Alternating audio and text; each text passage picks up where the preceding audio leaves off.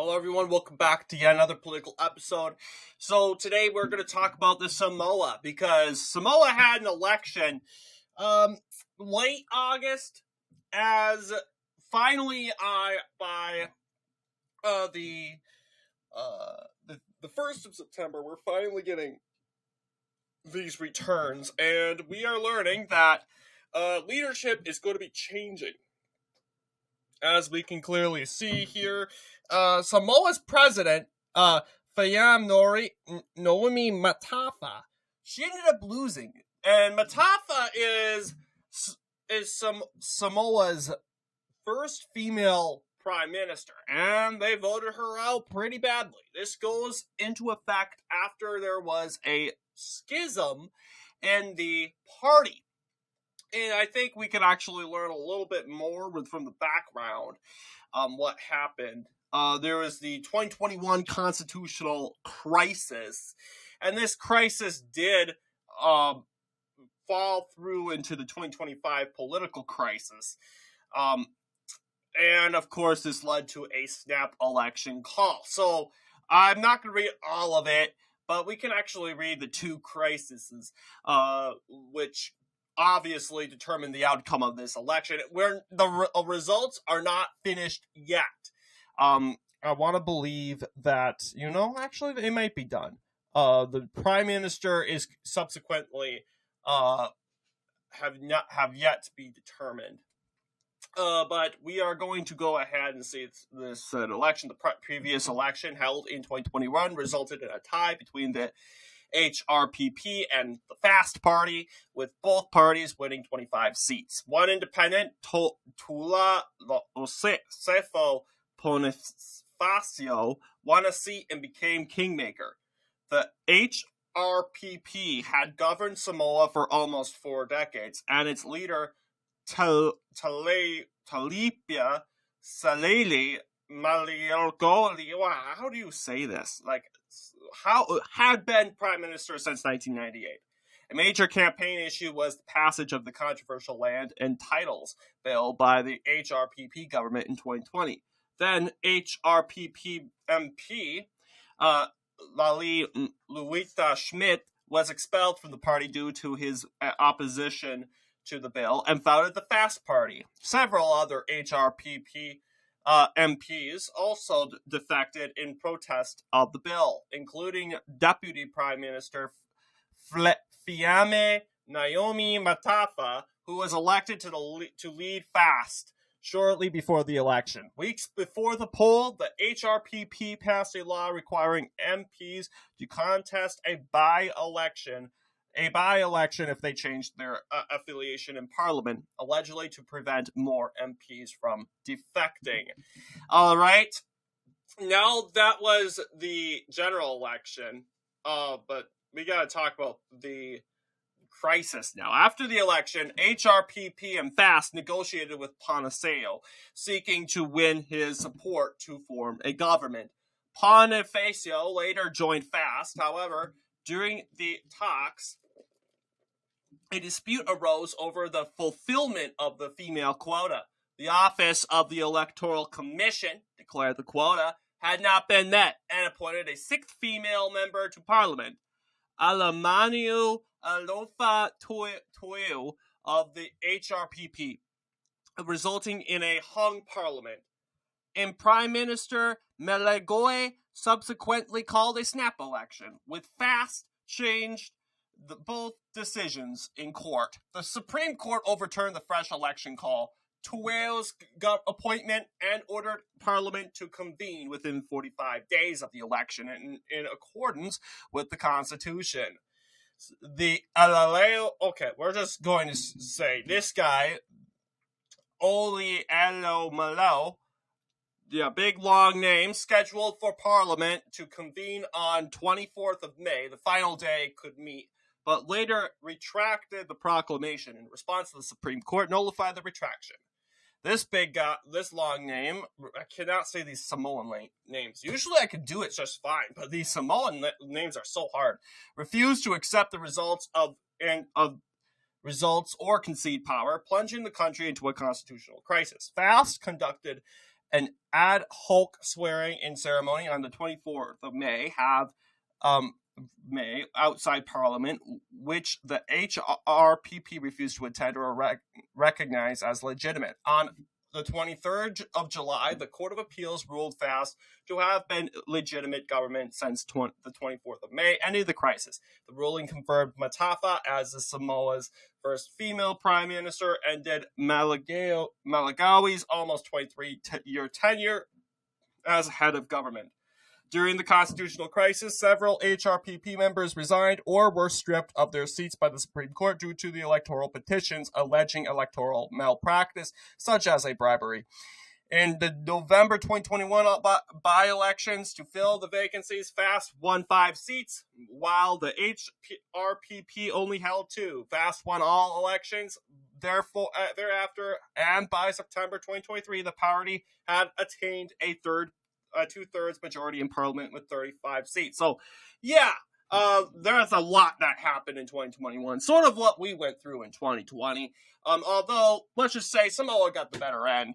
Although some FAST party members got punished. But it looks like FAST made a comeback this election, actually, following the 2025 political crisis. On the 3rd of January 2025, Agriculture and Fisheries Minister Laute Schmidt was charged with 10 criminal offenses, including harassment and conspiracy to pervert the course of justice over a political smear campaign that attempted to pin an unresolved hit-and-run case on a senior politician. Prime Minister Matafa dismissed him from the cabinet on the 10th of January after he refused to resign and sacked another 3 cabinet ministers, citing disloyalty.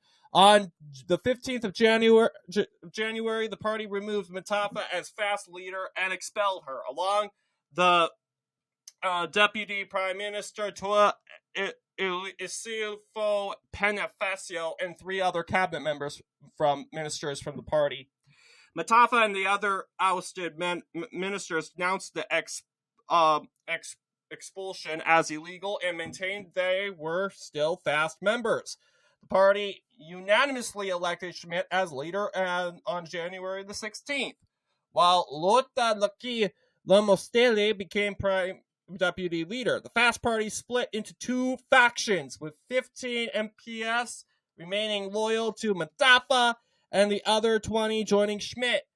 Matafa continued as prime minister in a minority government. Schmidt and his faction called on Matafa to resign as prime minister, but stated their opposition to a snap election. So obviously, we can officially project that Matafa has lost that election. Obviously, she ran under a new party called the Samoa Uniting Party. This is a pretty new political party, and it's the very first election that it's actually running under. She did get 8%, although I do think Samoa, is it a populated country? Yes or no? We're going to have to find out, because I do think the results are not adding up yet. But as of right now, we don't have our swing, so we can't say much. So we can do Samoan. Oh. Let's just do Samoa. Here we go.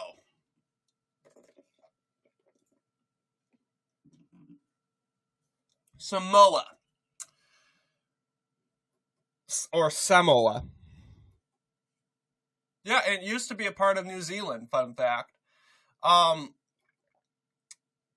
Yes.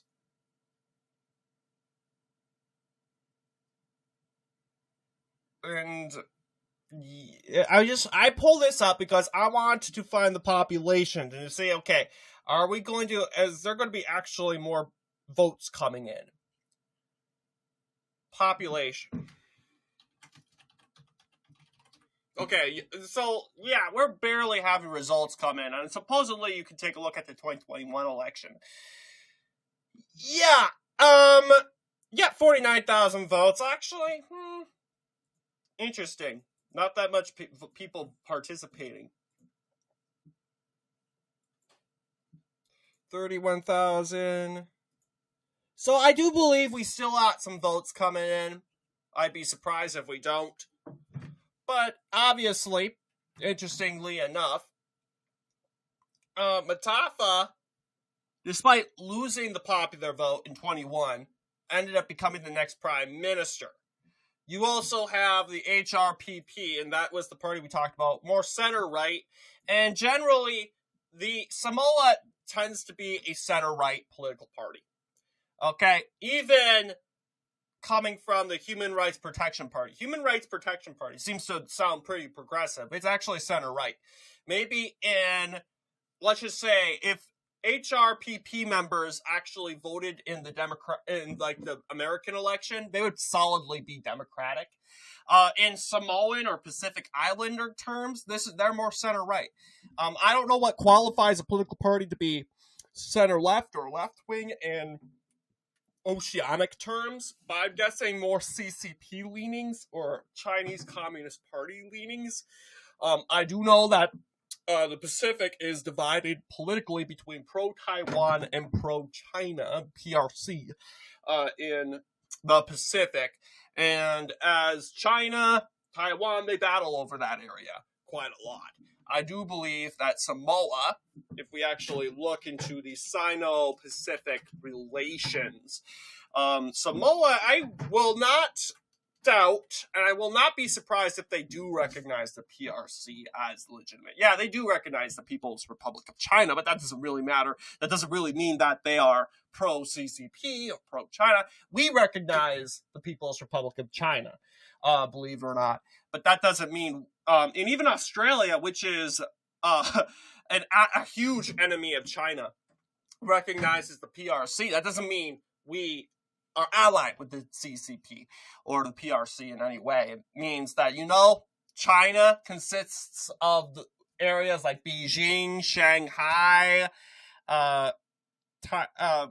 Hunan, and all these, all what used to be ancient China, and Taiwan really is not the real China because it was never even a part of China. In fact, it was a part of Japan during the late 1800s until the end of World War II.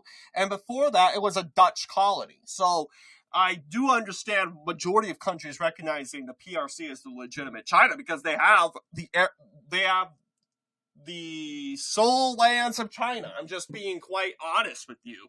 So just because Samoa does recognize the PRC, just because, it has ethnic Chinese lands and people of Taipei and Taiwan, they're not ethnically Chinese. I mean, they have inhabited Chinese language and culture, but their ancestors that lived in that land were not Chinese. I'm just coming from the logical point of view. But what would the results look like, you might be wondering? What about the results? Well, I'll tell you, I'm not an expert of results from Samoa. I will tell you this. Looking at the previous results from 4 years ago, blue is from the NPP, the HRPP, that's the center-right human rights political party, versus the FAST Party. And the FAST Party is it's a big, long Samoan name. It's also, that's translated to Samoa United in Faith. And Samoa United in Faith is also a center-right party, I was told. So then again, I do want to remind people it's a center-right country, but if you put it to American politics, I would say it would be more a Democratic stronghold. It would be like Hawaii. Not begs to differ. I mean, if Hawaii was its own independent country, it probably would be center-right. But if it suddenly become independent today, Hawaii would still be pretty left-wing because of American political system, which they still would use. But yeah, you would see the HRPP had held by 55%. I'm expecting the HRPP probably to win by 60%.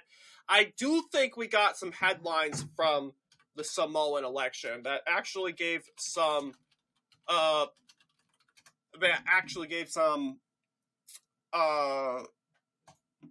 details. Australia Broadcasting Corporation is saying that the Prime Minister almost certain as the Fiam loses grip on power. So who's Fiam? But remind me. No, the Fiam doesn't exist. Who's? Oh, yes. Prime Minister Fiam. Okay, yeah, that's who Fiam. Matafa. Fiam Matafa. Yeah, she's not gonna win. I mean, like, let's be honest. She's just had a very, very, very rough career in politics. Lots of division.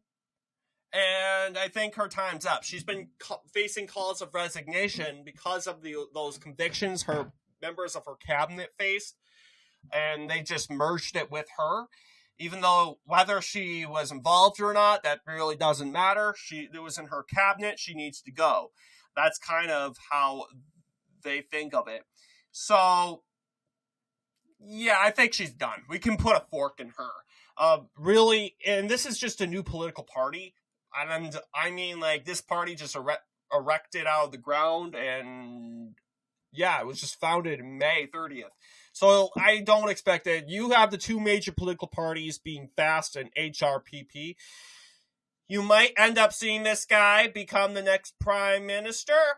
He is the leader of the opposition, or you might actually find this guy, Mr. Schmidt, end up becoming